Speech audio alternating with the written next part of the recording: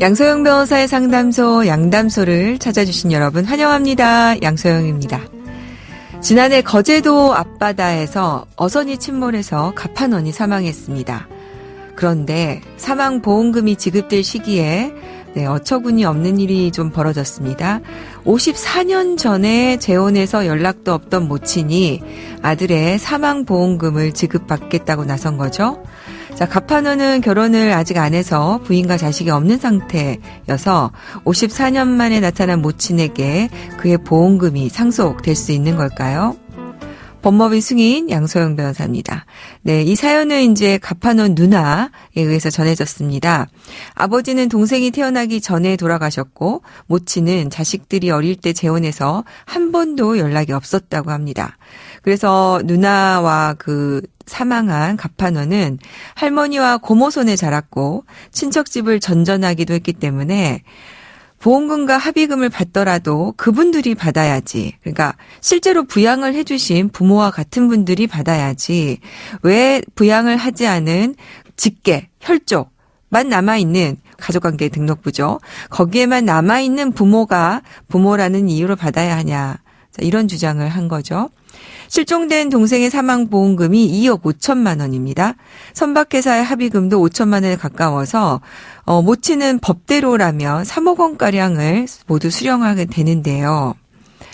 아마 아시겠지만 구하라 씨 사망 사건 이후에 이에 대해서 부양하지 않은 부모의 상속권을 그대로 둘 것인가에 관해서 여러 가지 논의가 있었습니다. 그래서 민주당의 서영교 의원님은 아예 상속 지위 자체를 결격해야 한다는 개정안을 내놓았고 또 법무부에서는 이에 대해서 사망한 사람이 생전에 상속에 대해서 지위를 그 지위를 박탈시킬 수 있는 제도를 만들자는 개정안을 내어놓아서 두 개정안을 놓고 어떤 것이 더 나은지에 대해서 논의가 좀 있었습니다. 구하라법이 시행되기 전에 이런 일이 일어나서 안타까운데요. 제 기억으로 전주의 한 사건은 아마 그동안의 과거 양육비를 지급해야 하는 부분에 대해서 남아있는 아버지의 기여분을 인정함으로써 일정 부분이 좀 상속분이 조율되면서 해결이 된 케이스가 있었는데요.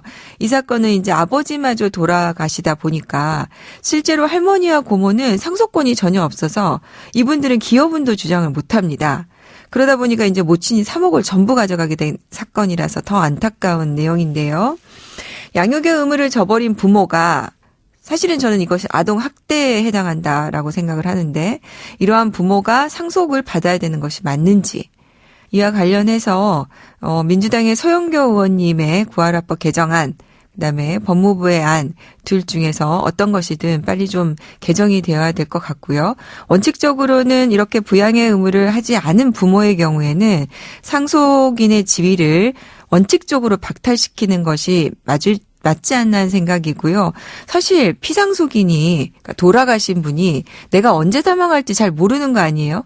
그런데 미리 거기에 대해서 상속인의 지위를 박탈시키는 선고를 해라. 그 재판을 해라 하는 것도 현실에 좀 부합하지 않는 면이 있고 그렇게 취소를 할 경우에는 유언으로도 충분할 텐데 굳이 그런 재판을 거치도록 하는 것이 법무부의 개정안이 현실적인지 고민이 좀 있어서 서영교 의원의 기본적으로 자격 자체를 박탈하는 안으로 개정이 되는 것이 바람직하지 않나 하는 생각입니다.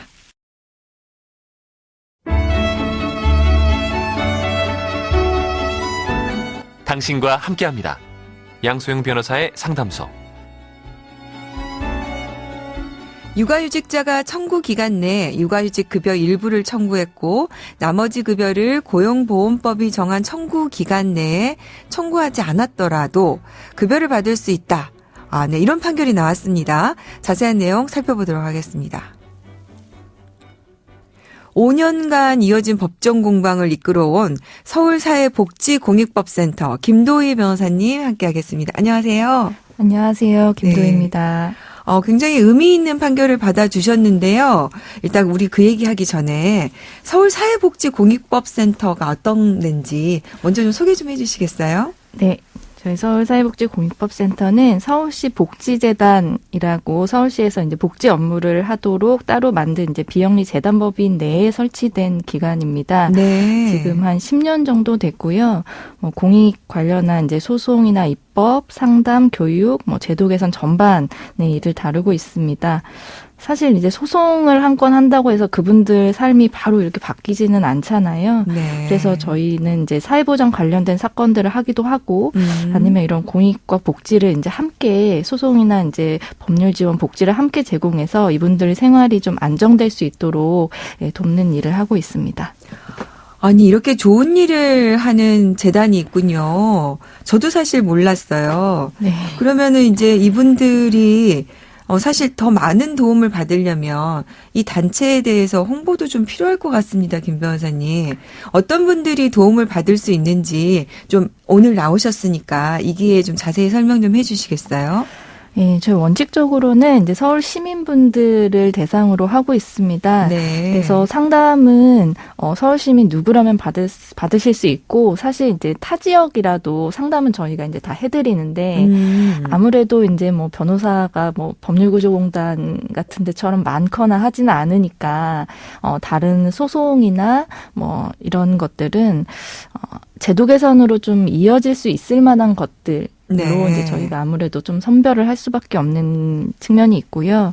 예, 하지만 다른 교육이라든지 입법이라든지 이런 것들은 저희가 이제 보면서 좀 더 이제 의미 있게 시민분들의 공익적으로 복지 사회보장적으로 의미가 있다고 생각되는 일들을 지원을 하고 있습니다. 네. 벌써 이게 10년이나 됐군요. 박원순 시장님 때 시작된 일인가요? 예, 맞습니다. 네. 박 시장님이 취임하시면서 이런 기관이 필요하다라고 하셔서 만들어진 기관입니다. 네, 계속해서 이런 많은 도움되는 일 하셨으면 좋겠고 저도 응원하겠습니다. 감사합니다. 자, 그러면 우리 이제 본격적으로요.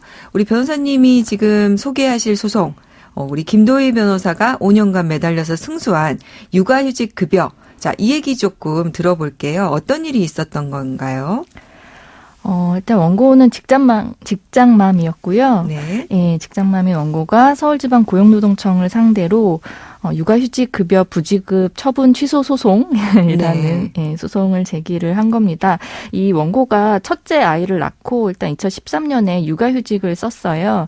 그런데 이제 거의 곧바로 둘째 아이를 낳으면서 2014년에 또 이제 2차 육아휴직을 쓴 거죠. 근데 아시다시피 육아휴직 급여는 신청을 매달 해야 되지 않습니까? 네. 예, 그런데 이제 첫째에 대한 신청을 처음에만 한 2번 정도를 하고 나머지에 대해서는 이제 좀 못하고 있다가 둘째 이제 육아휴직이 끝나고 나서 뒤늦게 신청을 했다가 고용노동청으로부터 이제 거절을 당한 사건입니다. 네. 그러면은 이제 사실은 내가 이 부분을 받을 수 있는데 신청이 늦었다고 못 받은 것이 맞느냐에 관한 소송이었네요. 네, 맞습니다. 네, 법원에서 판단이 어땠습니까? 일단 육아휴직 급여는 고용노동법에서 규정을 하고 있는데 여기에 이제 12개월 내에 신청해야 한다라고 이제 규정이 되어 있다는 것이죠. 네. 근데 이제 법조계에서도 이 규정을 훈시 규정으로, 그러니까 권고하는 규정으로 볼 것인지 아니면 반드시 이제 지켜야 하는 강행 규정으로 볼 것인지를 놓고 논란이 네. 이제 계속됐어요. 왜냐하면 같은 법 또 다른 조에는 이걸 소멸시효를 3년으로 본다라는 규정이 또 있거든요. 그러니까 네. 해석이 이제 엇갈리는 거죠.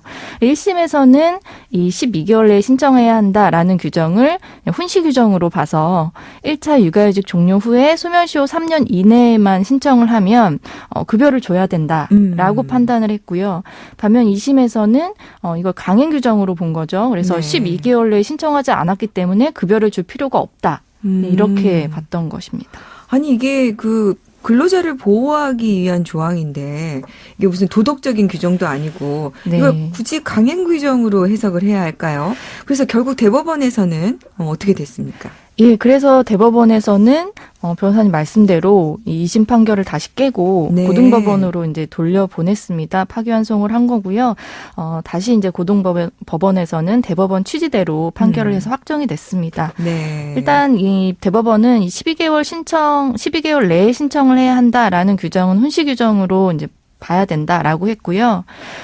좀 더 의미 있는 지점은 육아휴직을 만약에 1년을 썼다라고 하면 그거를 이제 뭐 12개월 그래서 12개로 쪼개서 각각 육아휴직 뭐에 대한 권리가 발생하는 게 아니라 이것이 통째로 하나의 권리 네. 로 발생하는 것으로 봤다라는 거고요.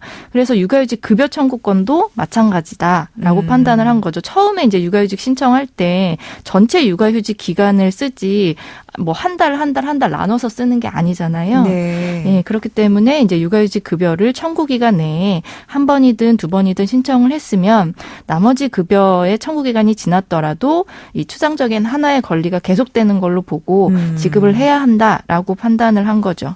사실 애 키우다 보면 이런 거 신청하러 가는 것조차도 힘들 수도 있고 예, 맞습니다. 또 이걸 지금 매달 하는 것보다 한꺼번에 그냥 모아서 해야지. 나 다음에 출근하면 그때 가서 해야지라고 생각할 수도 있는 예. 거라서 결국 대법원은 이제 그렇게 본 거군요. 예, 맞습니다. 네. 자, 그럼 이제 정리를 좀 해보면요.